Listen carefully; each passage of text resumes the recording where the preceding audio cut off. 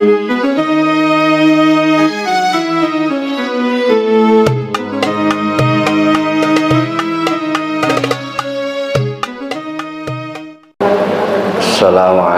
warahmatullahi wabarakatuh.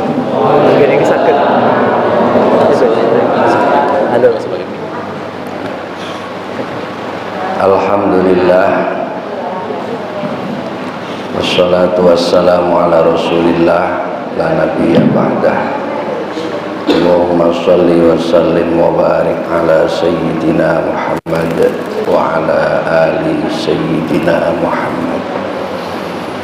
Yang saya muliakan Imam Masjid Al-Istiqomah beserta seluruh pegawai syara, Bapak Haji Rusli, walaupun beliau tidak ada, Pak Ustadz Nurdin, juga para imam, para pegawai syara yang lain. Saya muliakan Bapak Ustadz Abdul Rahim, Bapak Ustadz Ali. Saya hormati saudara kami Mas Edi, yang saya hormati Bapak Ibu masyarakat Masjid Istiqomah. Pertama, yang paling utama, mari kita bersama-sama memanjatkan puja dan puji syukur kepada Allah Subhanahu wa ta'ala, Allah yang maha agung, Allah yang maha besar. Tidak ada kebesaran kecuali hanya milik Allah. Mudah-mudahan Allah Subhanahu wa ta'ala senantiasa membimbing kita, menyelamatkan kita dunia sampai akhirat nanti. Sholawat ma'asalam kita persembahkan kepada Nabi Muhammad sallallahu alaihi wasallam yang kita tunggu-tunggu syafaatnya kelak pada hari kiamat. Wal habibul ladzi turja syafa'atuhu li kulli haulin. Rasulullah sallallahu alaihi wasallam yang kita harapkan syafaatnya. Mudah-mudahan kita semua kelak mendapatkan syafaat dari Nabi Muhammad sallallahu alaihi wasallam. Pengajian kita hadis Arba'in Nawawi pada malam hari ini kita lanjutkan. Namun sebelumnya, setengah dari adab kita mengkaji kitab-kitab karya ulama, yaitu kita dahului dengan bacaan Fatihah. Karena kitab-kitab karya ulama itu kita kaji, kita mengambil daripadanya, maka kita adab kita membaca Fatihah kita kirimkan kepada musannif kitab Arba'in Nawawi, Syekh Syarifuddin An-Nawawi rahimahullahu ta'ala. Bismillahil Fatihah. A'udzu billahi minasyaitonir rajim. Bismillahirrahmanirrahim. Alhamdulillahirabbil alamin arrahmanir rahim maliki yaumiddin. Iyyaka na'budu wa iyyaka nasta'in. Ihdinas siratal mustaqim. Shiratal ladzina an'amta 'alaihim ghairil maghdubi 'alaihim waladdallin. Amin. Hadirin wal hadirat rahimakumullah, kita telah usai melaksanakan 17 Agustus 45, di mana para pendahulu kita mengusir penjajah sehingga bangsa kita merdeka.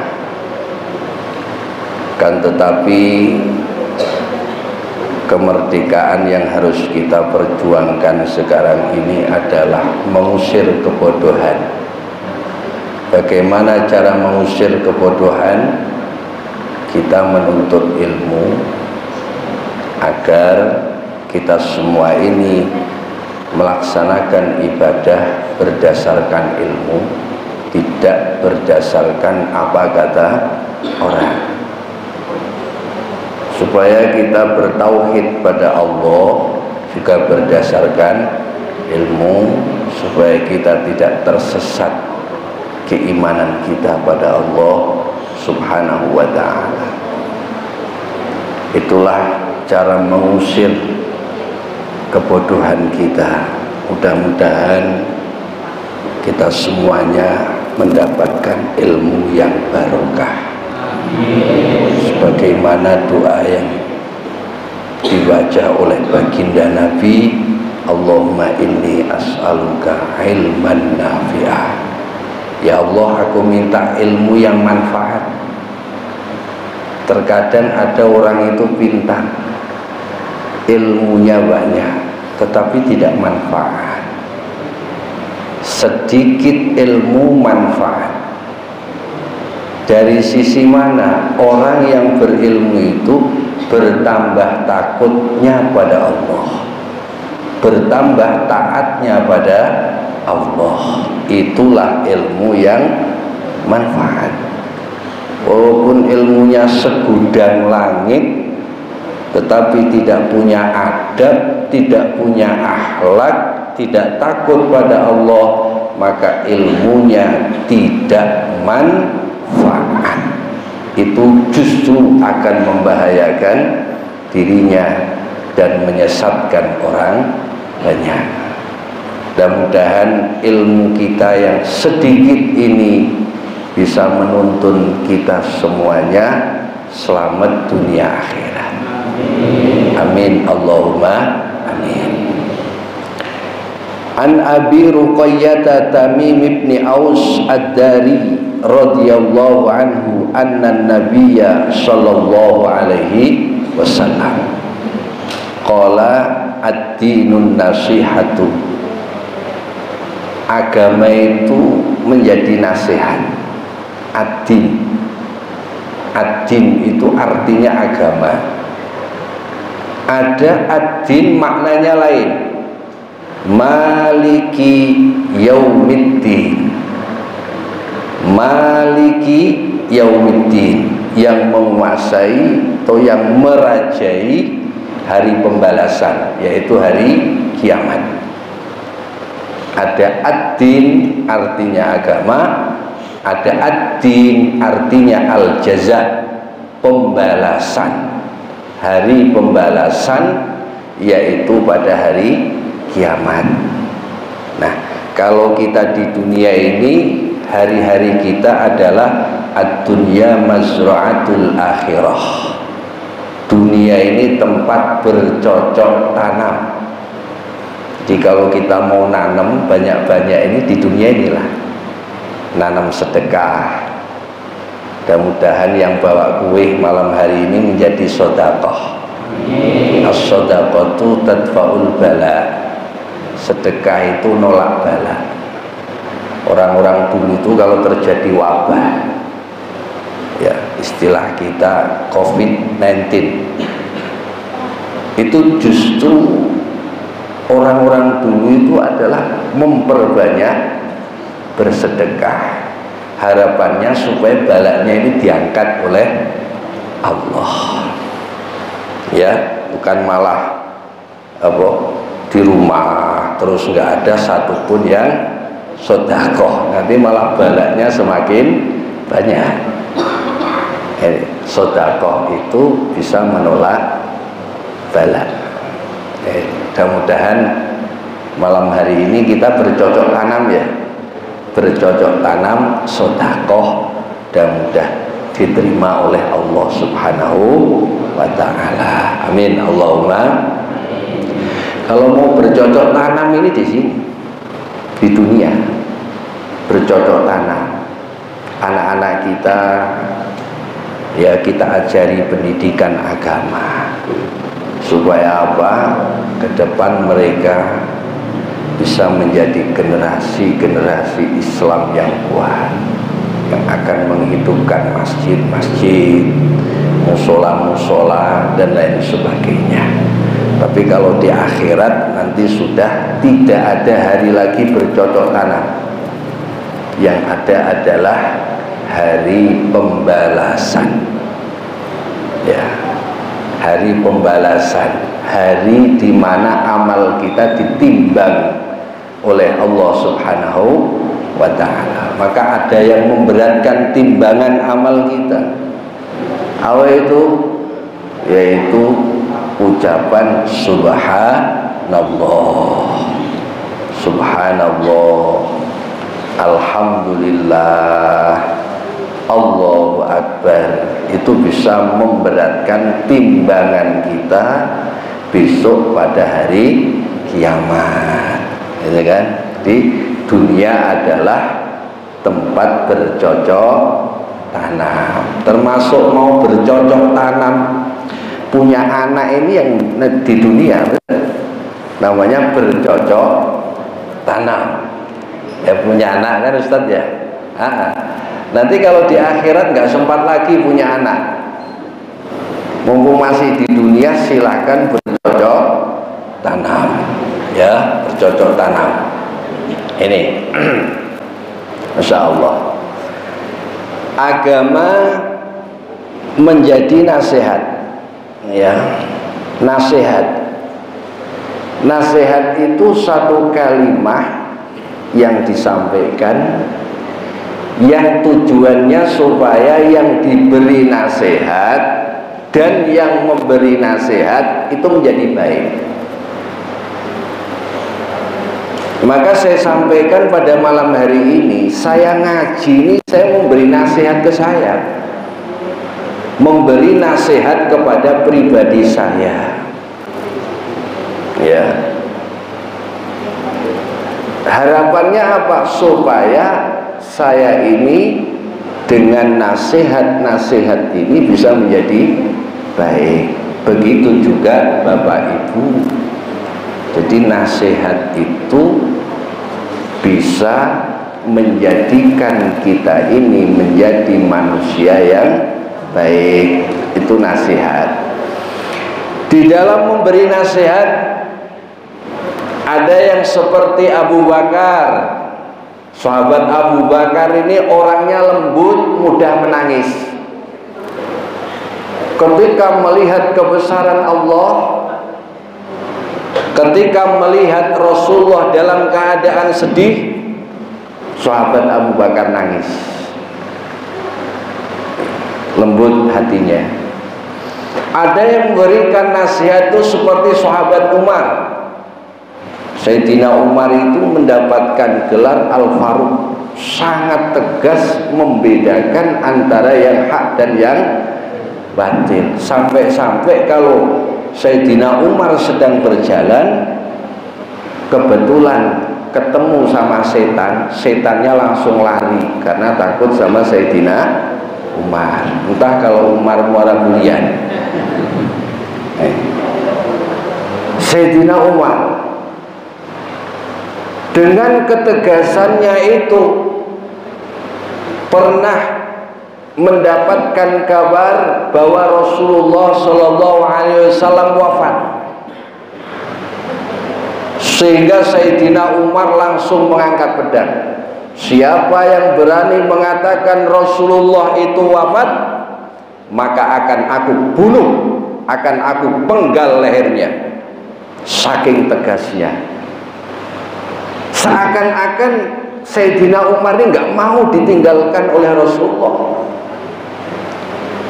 Tetapi luluhnya Sayyidina Umar itu di hadapan Sayyidina Abu Bakar dengan kelemah lembutannya menyampaikan ayat Allah, menceritakan bahwa nabi-nabi sebelumnya telah wafat, tidak mustahil Nabi Muhammad juga wafat. Baru Sayyidina Umar menyadari ini. Jadi maaf Bapak Ibu, kekerasan jangan dibalas dengan kekerasan. Kalau keras dengan keras, ini nanti akan bertambah meluap. Harus ada orang yang seperti Sayyidina Abu bakar, menjadi penengah, menjadi pendingin. Maka dakwah juga seperti itu. Ada yang keras, ada yang lembut, semua tergantung bagaimana kita dalam menyikapinya. Itu Bapak Ibu ya, Masya Allah.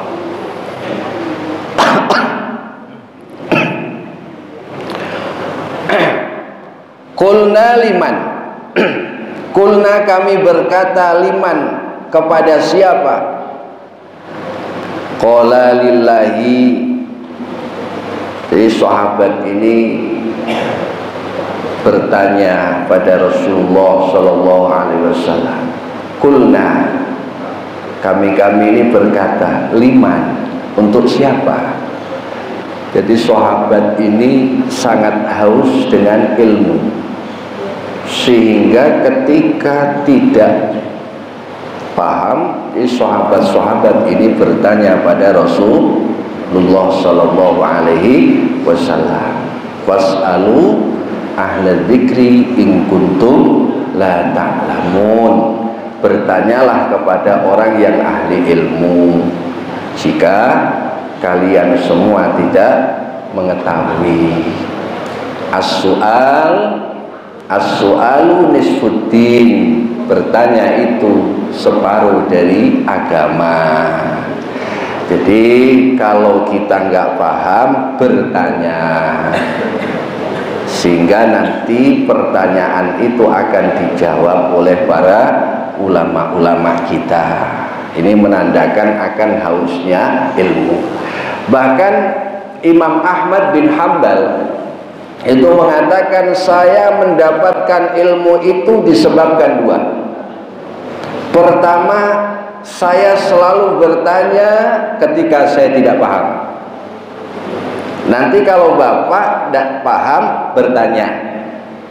Setelah dijawab oleh ulama, Bapak jadi paham, dapat ilmu. Kemudian Imam Ahmad bin Hanbal mengatakan lagi, saya mendapatkan ilmu tiap-tiap setelah kami mengaji, mengucapkan alhamdulillah, alhamdulillah, segala puji bagi Allah. Paham ya? Alhamdulillah.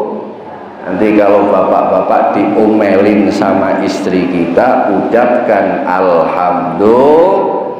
Tidak usah dijawab, tapi cukup ngomong alhamdulillah. Kenapa alhamdulillah? Ya, segala puji bagi Allah. Kalau istri kita masih seneng ngomel, itu tandanya istri kita sehat. Betul apa enggak? Istri kita sehat toh? Ini ototnya ini kan nggak tegak, sehat ya kan? Sehat. Alhamdulillah. Siap nggak kira-kira Pak? Ini kalau diomelin istri kita nggak usah jawab alhamdulillah. Kira-kira kuat nggak kira-kira? Insya Allah kuat ya. Alhamdulillah, berarti istri saya masih sehat, tandanya masih mau ngomel. Sehat istri kita. Ya kan? Kalau istri kita sehat, insya Allah duit kita juga sehat. Nah, istri nggak sering sakit-sakitan gitu ya. Nah ini, Masya Allah.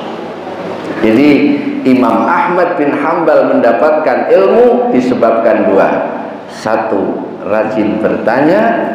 Yang kedua, tiap-tiap seusai ngaji, belajar, Imam Ahmad bin Hanbal mengucapkan alhamdulillah. Dengan sebab ini beliau diberi ilmu oleh Allah Subhanahu wa ta'ala. Bahkan derajat Imam Ahmad bin Hanbal ini diangkat oleh Allah. Beliau selalu mendoakan guru-gurunya.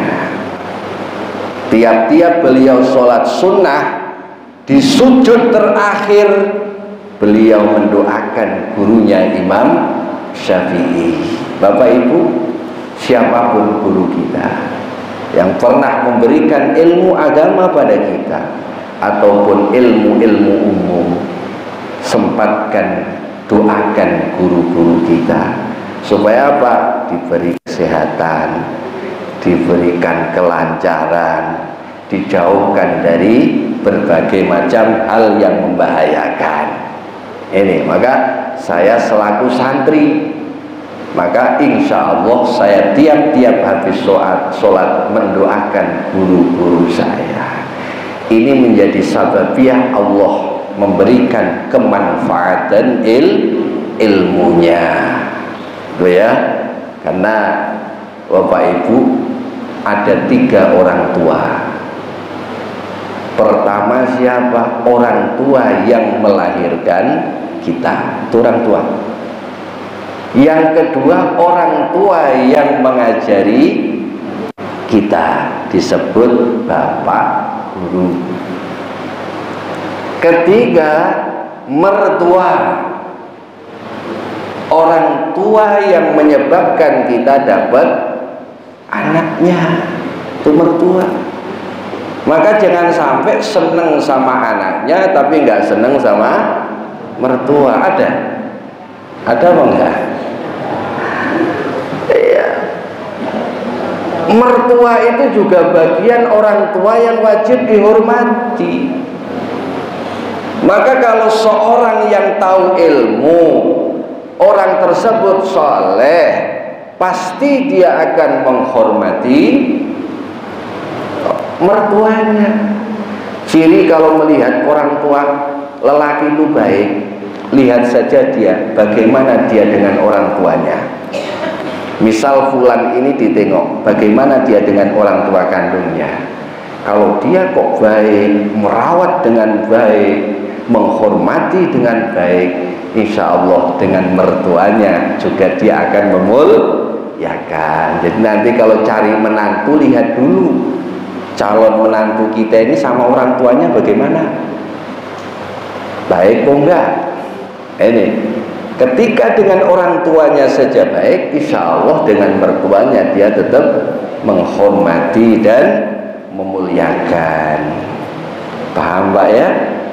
Nah ini ya, ada 3 orang tua yang wajib dihormati. Maka mertua itu tidak membatalkan wudu, sebab haram dinikah.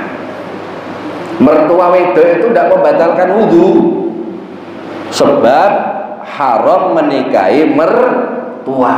Haram selama-lamanya, walaupun istrinya sudah dicerai, itu tetap mertuanya tidak boleh dinikahi.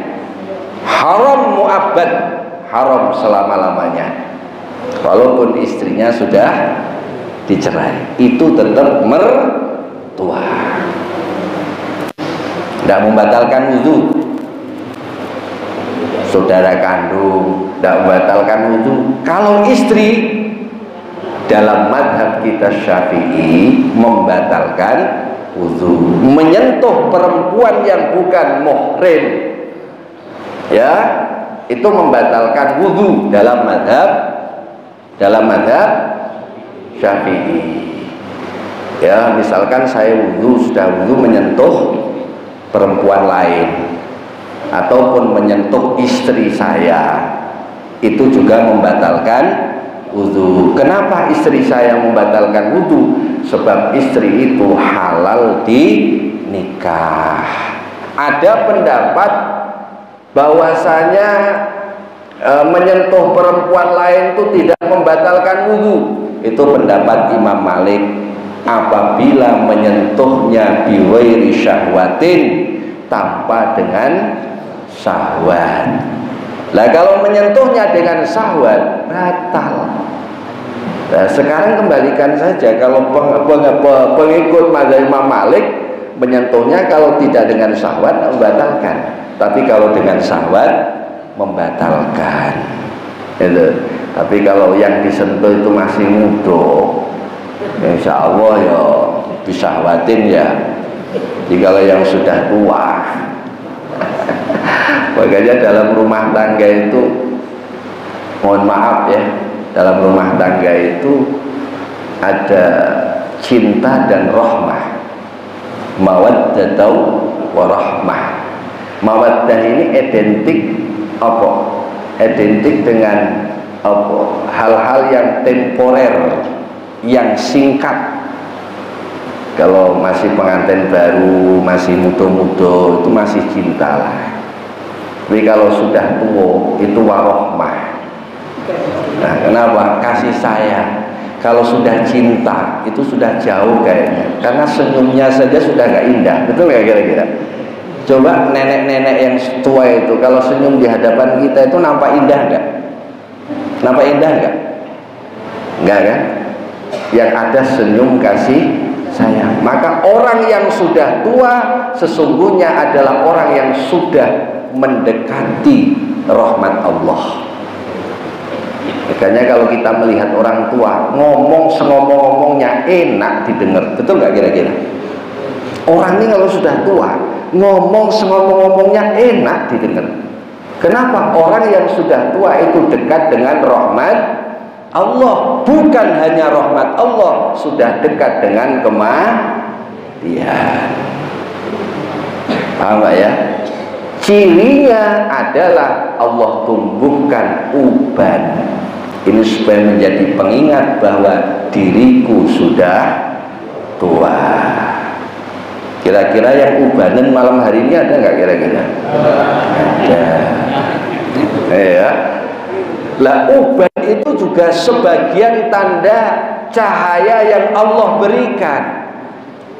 Nah itu cahaya yang Allah berikan pada seseorang yang sudah tua, yaitu uban, menandakan kesolehan seseorang.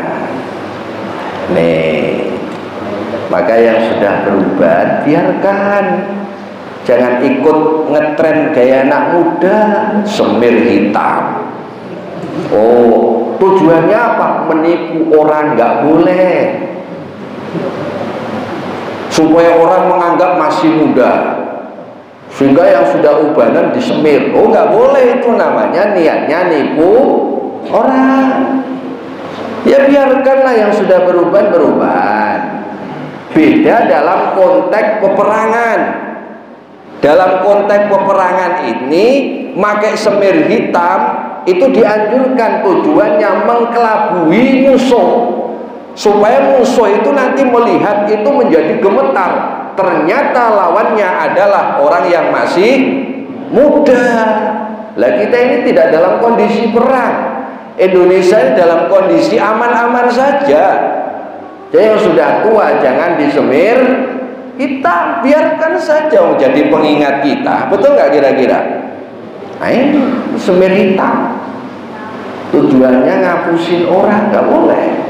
Kalau konteks peperangan ya, sebabnya orang perang itu harus sombong.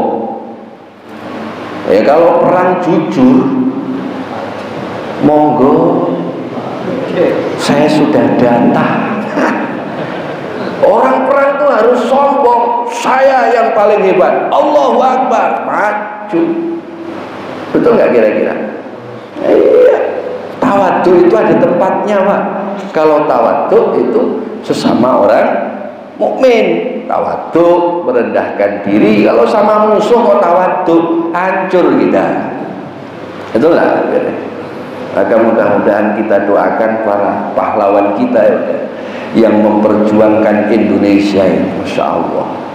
Mudah-mudahan diterima amal baiknya oleh Allah Subhanahu wa ta'ala. Al-Fatihah. A'udzubillahi minasyaitonir rajim. Bismillahirrahmanirrahim. Alhamdulillahirabbil alamin arrahmanir rahim maliki yaumiddin iyyaka na'budu wa iyyaka nasta'in ihdinas siratal mustaqim siratal ladzina an'amta 'alaihim ghairil maghdubi 'alaihim waladdallin. Amin. Qulna liman qala lillahi. Nabi menjawab, lillahi, nasihat itu bagi Allah. Bagaimana nasihat bagi Allah? Pertama, kita harus ikhlas melaksanakan perintah-perintah Allah.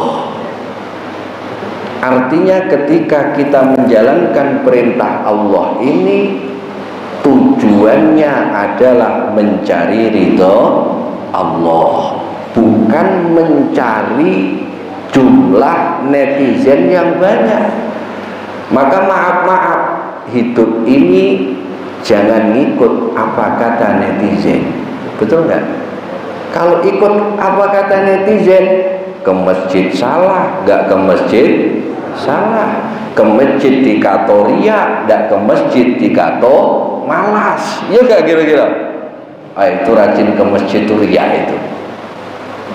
Ini urusan ria ini hati, Pak. Tapi secara syariat bahwasanya memakmurkan masjid ini adalah perintah Allah. Innama ya'muru masajidallah. Bahwasanya memakmurkan masjid ini, masjid-masjidnya Allah. Innama ya'muru masajidallah. Bagi siapa? Bagi orang yang beriman pada Allah dan hari kiamat. Jadi secara syariat ke masjid ini ya itu mengikuti perintah Allah. Lah kata orang, ke masjid Korea. Akhirnya tidak jadi ke masjid. Sholat jamaahnya semua di rumah masing-masing. Masjidnya sepi nggak? Sepi nggak? Sepi ya. Kalau semua jamaah di masjid, di rumah masing-masing, masjidnya sepi. Wong jamaah di masjid ini syiar. Bahkan peredam murka Allah dalam hadis qudsi ini, pertama, masjid ini peredam murka Allah. Maka kalau Indonesia mau aman, mau tentrem, ayo masjidnya ini dimakmurkan. Nah sekarang ini repotnya banyak orang bangun masjidnya megah, tapi isinya kosong, tanda-tanda kiamat. Betul nggak? Itu disebutkan oleh Nabi, tanda-tanda kiamat. Berlomba-lomba bangun masjid yang elok tapi isinya kosong. Sudah terbukti atau belum, Pak? Sudah terbukti atau belum? Ya. Harusnya bangun masjid yang elok, ya masjid itu tanggung jawab kita hidupkan. Itu kan perda murka Allah masjid. Maka alhamdulillah pengajian di masjid mudah-mudahan jadi perda murka Allah. Ya, jadi masjid itu bukan hanya untuk sholat, membicarakan ilmu di masjid. Rasulullah mengatur siasat untuk perang dalam masjid. Nah itu kan peredam murka Allah lagi apa? Yaitu orang yang sujud di tengah malam, tahajud. Orang-orang yang bangun di waktu-waktu sahur. Nah, dan ini urusan dia sama Allah, nggak perlu dipamer-pamerkan. Saya ahli tahajud, nggak perlu. Tetapi saya yakin di Muara Bulian ini masih banyak orang yang tengah malam bangun, sepertiga malam bangun. Itu waktu-waktu yang mustajab. Kalau kita pakai internet, itu kalau sepertiga malam kenceng nggak kira-kira, Pak? Kenceng kan? Karena pemakainya sedikit, betul nggak? Orang-orang yang tengah malam itu bangun, ya Allah, selamatkan rumah tanggaku, selamatkan kampungku, selamatkan negaraku dari mara bahaya. Itu doa yang mustajab, peredam murka Allah. Yang selanjutnya, bayi yang masih menyusui. Nih, ibu-ibu yang punya bayi yang masih menyusui, itu peredam murka Allah. Betul nggak kira-kira, Pak? Lah sekarang maaf, kenapa bentar-bentar itu musibah bencana yang seharusnya anak ini menyusu jadi peredam murka Allah, ini anak nggak boleh lahir, aborsi, dibunuh, gantian yang nyusu bapak-bapaknya. Apa ada musibah bencana ini Allah timpakan anak-anak kita yang masih menyusu. Dalam hadis qudsi, Bapak Ibu, mudah-mudahan ya, yang paling baik itu memang ASI, air susu ibu. Udah sekarang ini banyak ibu-ibu malas menyusui, ganti susu kambing, susu sapi. Kemudian kalau sudah umur 2 tahun disamping, dipisah. Itu anjuran dalam agama kita, perintah Allah, ya kan? Kalau sudah 2 tahun sapih supaya mandiri. Ini kadang-kadang sudah 3 tahun masih nyusu, akhirnya susah nanti ngilangin tuh. Ini jadi semua ada aturannya. Jadi Allah itu menjadi nasihat. Ini satu contoh Pak. Ada orang tersengat lebah karena sehari-hari ketika dia itu mendapatkan sesuatu yang tidak baik, Allah itu kan. Jadi suatu ketika disengat lebah, Allah langsung kontak. Kemudian ada orang yang di sampingnya itu langsung gemetar merinding. Ya Allah, ketika aku ditimpakan kesusahan, bukan Allah yang aku sebut, justru aku memburuk-burukkan Allah. Ini jadi nasihat Allah. Betul lah kira-kira Pak? Makanya langgengkan zikir Allah ini Pak, dengan lisan kita, dengan hati kita, supaya hati kita ini hati kita ini nggak punya prasangka yang buruk terhadap orang lain. Dalam hati Allah, Allah, Allah, Allah, Allah. Lisan kita Allah, Allah, Allah. Dan itu akan kita bawa sampai mati menurut kebiasaan hidup. Ini Allah, Allah, Allah. Itu Pak ya, nasihat bagi kita semua. Kemudian bagi siapa lagi? Wali kitabih, kitab-kitab Allah yang wajib kita imani ada 4 Pak ya. Taurat, Injil, Quran, Zabur. Kitab yang wajib kita imani, kitab samawi ini Pak ya, yang diturunkan dari langit. Pertama, Quran diturunkan pada Nabi Muhammad. Jadi Quran yang sebenarnya ada di Lauhil Mahfuz. Ya, lah Quran yang sekarang itu dalam bentuk mushaf Utsmani itu juga Al-Quran. Jangan ikut kata Rocky Gerung mengatakan bahwa Quran itu fiksi, itu bukan ayat Allah. Tidak Pak, itu Al-Quran, wajib kita muliakan. Sebab dulu sejarah turunnya Al-Quran, betul nggak Pak? Itu kan ditulis di bebatuan, pelapah kurma, dan lain sebagainya. Quran zaman Rasulullah belum ada harokatnya, babi buta itu belum ada. Siapa yang ngasih titik, yang ngasih harokat? Ulama. Jadi kalau ada orang ngomong nggak usah ikut pendapat ulama, langsung kepada Quran, hadis. Lah Quran yang ngarokati siapa? Ulama. Berarti dia ikut ulama. Betul lah ya? Ikut ulama tapi nggak mau mengakui. Itu namanya sombong. Paham?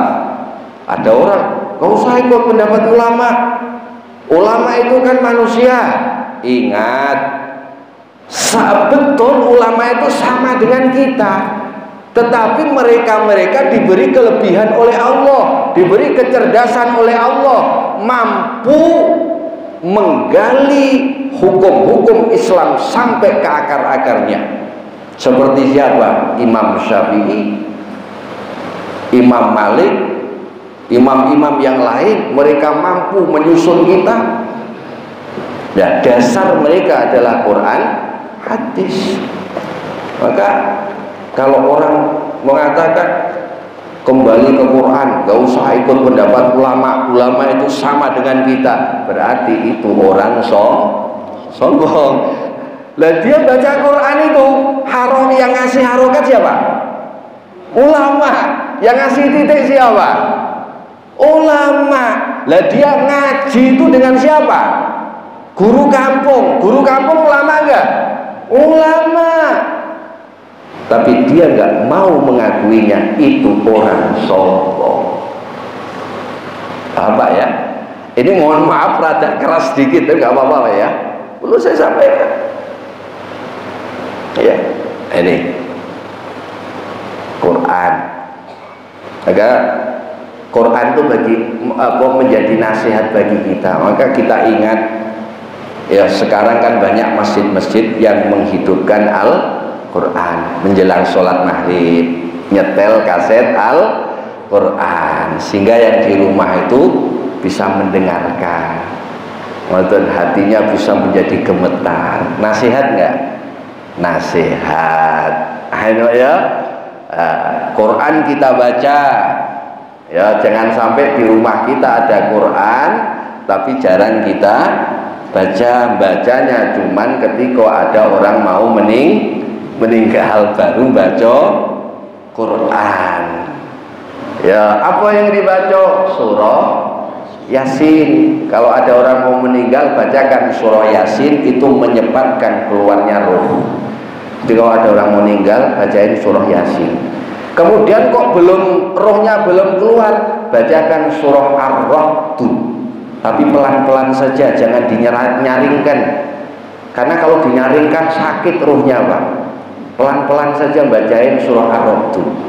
Tapi maaf Ustaz, anak saya di Talang Blitar kemarin itu ada orang meninggal, bacain Yasin, rohnya belum keluar, bacain Ar-Ra'd. Alhamdulillah bukan mati, sekarang tambah sehat. Itu Bang, kehendak Allah ya. Sudah mau mati nih kan itu Pak. Bacain surah Ar-Ra'd, tambah sehat sekarang Pak. Itu kehendak Allah. Jadi zayyinu buyutakum, hiasi rumahmu ini dengan bacaan Al-Quran. Karena tiap-tiap rumah yang dibacakan Quran, Allah mendatangkan nurnya.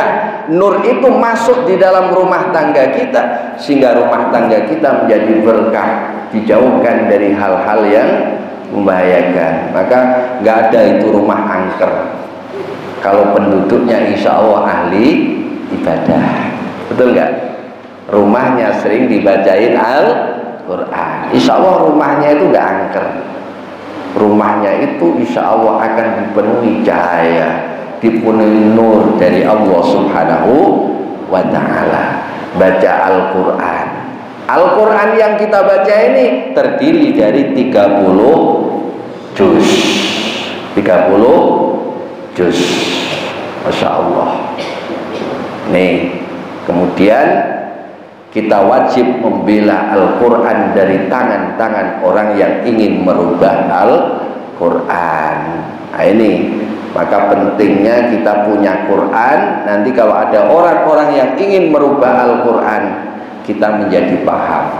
Terutama anak-anak kita yang hafalan Al-Quran, orang yang ikut tahfidz Quran.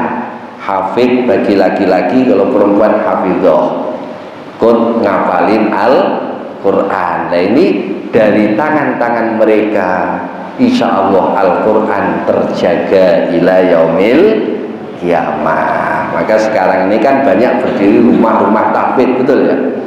Rumah-rumah tahfidz, anak-anak kita disuruh baca Allah, ngapalin Al-Quran. Nah, bukan hanya hafal Al-Quran, tapi juga memperdalam isi kandungan Al-Quran. Kemudian lagi wali rasulih, Kanjeng Nabi ini menjadi nasihat bagi kita semua. Bagaimana kita ikut sunnah-sunnah Kanjeng Nabi. Di saat rusaknya zaman, kita masih menghidupkan sunnah-sunnah Nabi. Sunnah-sunnah Nabi kita hidupkan. Seperti apa? Banyak sunnah-sunnah Nabi.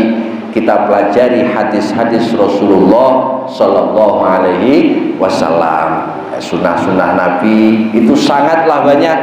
Di antaranya, setelah kita sholat wajib itu laksanakan qobliyah ba'diyah, kecuali ba'diyah subuh sama ba'diyah asar. Kemudian wali a'immatil muslimina, dan bagi para pemimpin umat Islam. Jadi adanya pemimpin ini jadi nasihat, negara jadi terkontrol karena ada pemimpin. Di tingkat desa ada RT, ada kepala desa, desanya jadi terkontrol.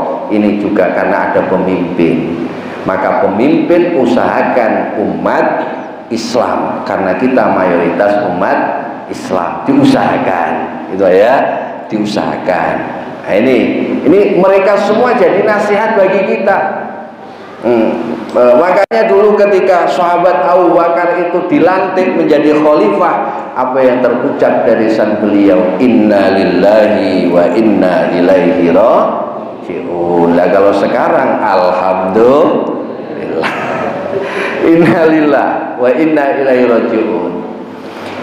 Jadi pemimpin itu menjadi nasihat bagi kita. Ketika mereka salah, tegurlah dengan cara yang baik, kemudian didoakan supaya bertambah baik. Rasulullah itu nggak pernah menghujat pemimpin. Coba kita lihat dalam sejarah bagaimana Rasulullah mengirim surat sama Raja Kisra, Raja Hercules, disurati sama Rasulullah, disuruh ngantar itu surat. Ajakannya apa? Untuk mengesahkan Allah, meninggikan agama Allah. Tetapi Rasulullah di dalam surat itu mendoakan. Lah sekarang ini nggak senang sama kepala desa, dihujat di tengah orang banyak. Boleh nggak kira-kira? Nasihat tetap. Jangankan kepala desa, kita digituin mau nggak Pak? Ini saya tanya, kita digituin mau nggak? Misalnya sampean di sini, seelek-elek sampean di hadapan orang banyak, mau nggak? Sakit hati nggak? Sakit hati nggak? Sakit hati. Lah kades itu seperti kita manusia nggak? Iya. Kalau salah tegur, tapi tegurnya dengan cara yang baik, bukan menghujat, melecehkan dan lain sebagainya. Itu bukan ajaran Rasulullah, tetapi karena sudah dipenuhi dengan emosi dan ada kepentingan-kepentingan yang terselubung. Hati-hati Pak. Orang mengatakan saya bersih korupsi, setelah jadi pemimpin malah ahli korupsi. Kenapa? Ya muqallibal qulub, hati ini bisa bolak-balik, betul nggak? Maka kalau ada saudara kita salah, ingatkan dengan cara yang baik, doakan, ya Allah semoga engkau beri hidayah. Selesai. Kalau kita hujat gini-gini, hati ini kapan saja bisa dibalikkan oleh Allah, bisa hilang lagi. Yang menghujat berlebih-lebihan justru di kemudian hari lebih parah. Ini Pak, hati-hati Pak ya. Maka saya nggak pernah menghujat pemimpin, menghujat kades di hadapan muka umum, di podium, tidak ada. Rasulullah itu sering memuji. Orang kalau dipuji senang nggak Pak? Senang nggak Pak? Senang. Ibu-ibu kalau dipuji suaminya senang nggak? Senang. Ya, suami kalau dipuji istrinya senang nggak? Senang. Masya Allah suamiku sudah tua tapi masih ganteng. Senang nggak kira-kira? Senang. Ibu-ibu, Masya Allah anak kamu sudah banyak tapi masih cantik. Ya kan? Senang nggak kira-kira? Senang. Senang manusia itu punya. Rasulullah sering memuji. Sebelum beliau memberikan mau'izah, memuji dulu Rasulullah. Mudah-mudahan kita bisa mencontoh Rasulullah Sallallahu Alaihi Wasallam. Nah sekarang repot, gas langkah yang disalahin kepala desa, betul nggak? Karet turun yang disalahin kepala desa. Bapak Ibu, hidup itu di dunia seperti inilah. Siapapun pemimpinnya, ada masanya senang, ada masanya susah. Betul nggak kira-kira? Sekarang tergantung bagaimana kita syukur sajalah. Wes hidup kayak gini disyukuri mawon, apa adanya disyukuri saja. Insya Allah nanti inna ma'al usri yusra, itu nas Al-Quran. Setiap kesulitan pasti ada kemudahan. Terakhir ingin saya sampaikan, tadi sudah baca Rotib Atos, biar kita mantep ya. Rotib Atos itu disusun oleh Al-Habib Umar bin Abdurrahman Al-Atos. Beliau ini wali kutubnya diberikan oleh Allah, namanya Qutbul Anfas. Beliau ini ulama yang sangat alim alamah, seorang walinya Allah, dilahirkan di Yaman, diwafatkan di sana. Beliau ini menyusun rotib. Lah, rotib yang disusun yang kita baca ini ada di hadis-hadis Nabi. Tetapi tentu tulisan kita sama tulisan Habib Umar bin Abdurrahman Al-Atos beda, Pak. Saya nulis seperti rotib ini ada, dengan tulisannya Habib Umar, seorang walinya Allah, beda. Beda apa? Satu, beda keilmuan, beda karomah. Makanya kita baca rotib di situ kan, A'udzubillahi samil alim minasyaitonir rajim. Law anzalna hadzal Qur'an 'ala jabalin la ra'aitahu khashi'an mutasaddian min khasyatillah wa tilkal amthalu nadribuha lin-nasi la'allahum yatafakkarun. Allahu alladzi la ilaha illa hu 'alimul ghaibi wasyahadah war-rahmanir rahim. Wallahu alladzi la ilaha illa hu al-malikul quddusus salamul mu'minul muhaiminul azizul jabbarul mutakabbir. Subhanallahi amma yusyrikun.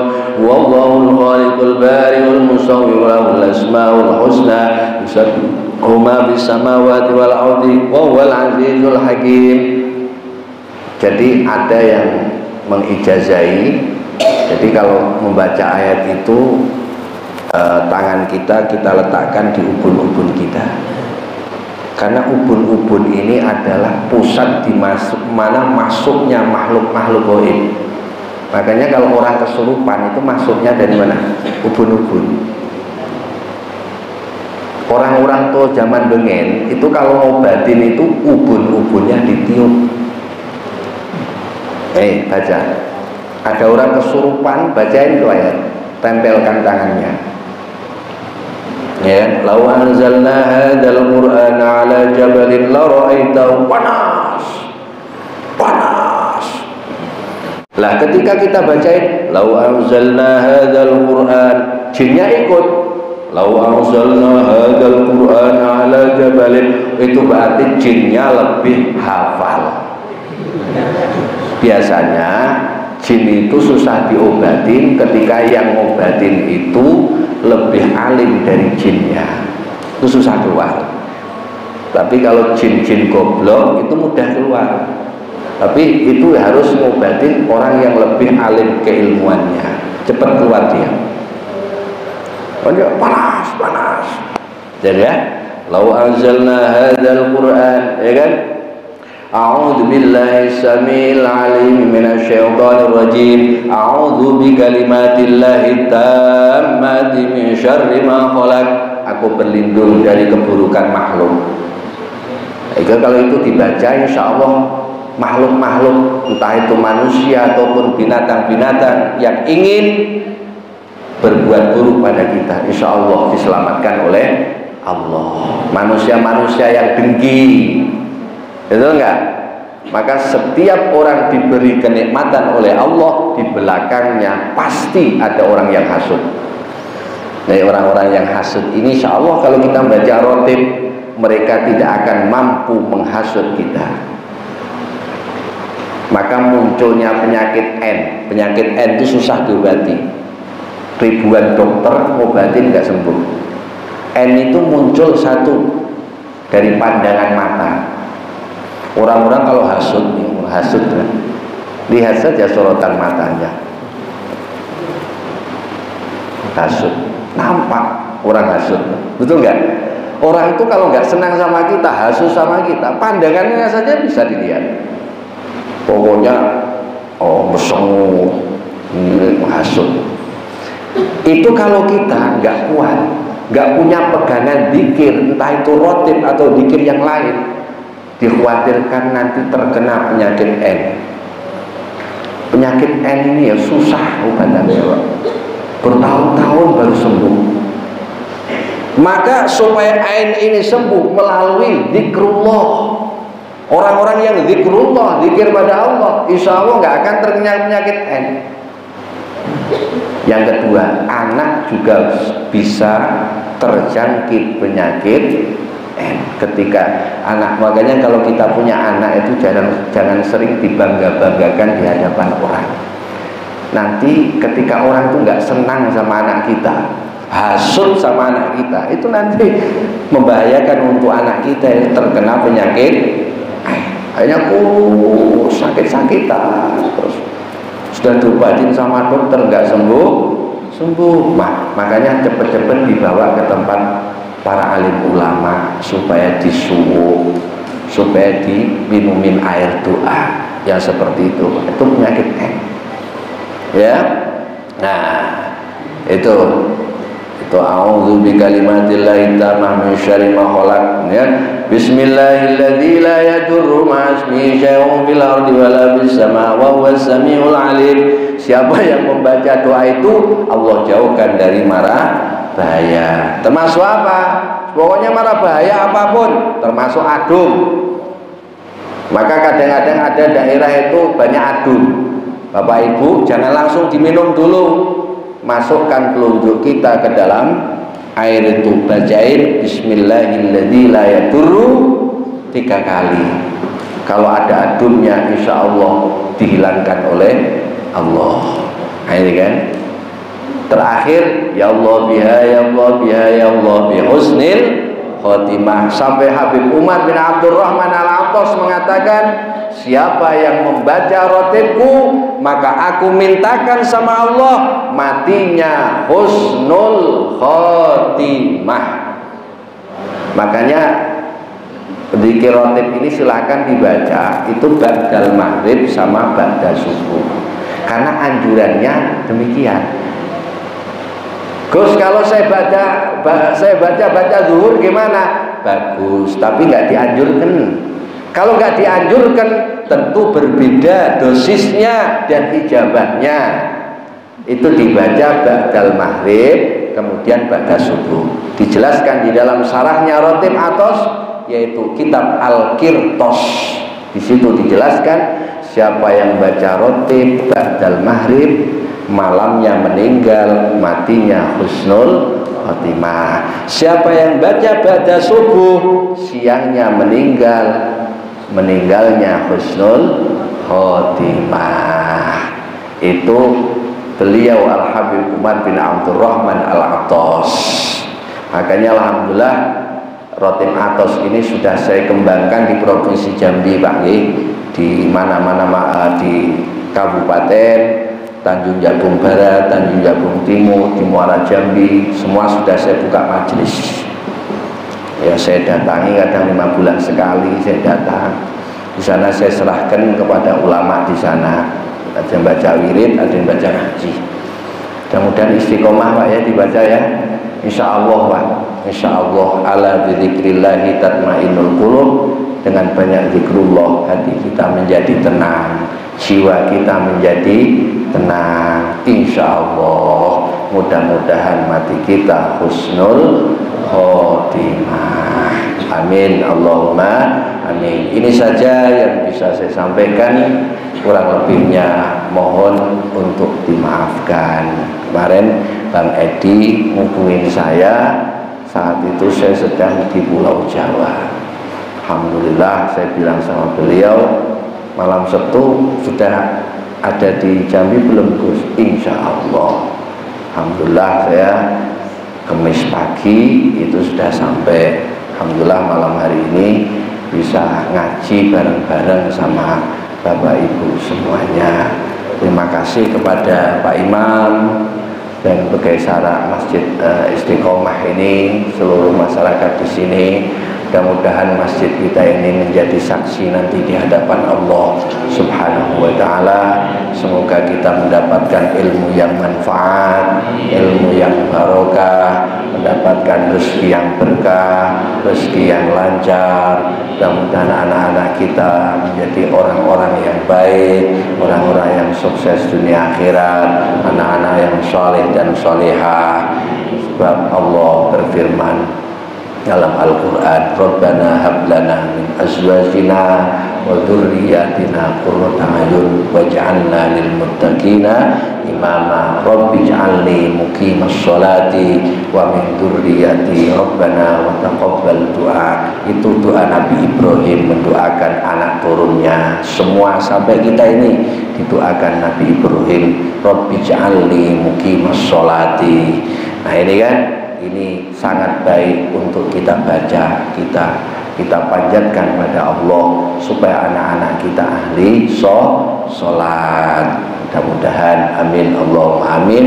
Walafu minkum, segala kekurangan, kehilafan mohon untuk dimaafkan. Rabbana atina fid dunya hasanah wa fil akhirati hasanah wa qina adzabannar. Da'wahum fiha subhanakallahumma wa tahiyyatuhum fiha salam. Wa akhiru da'wahum alhamdulillahi rabbil alamin. Taqabbalallahu minkum minna wa minkum taqabbal ya karim. Assalamualaikum warahmatullahi wabarakatuh.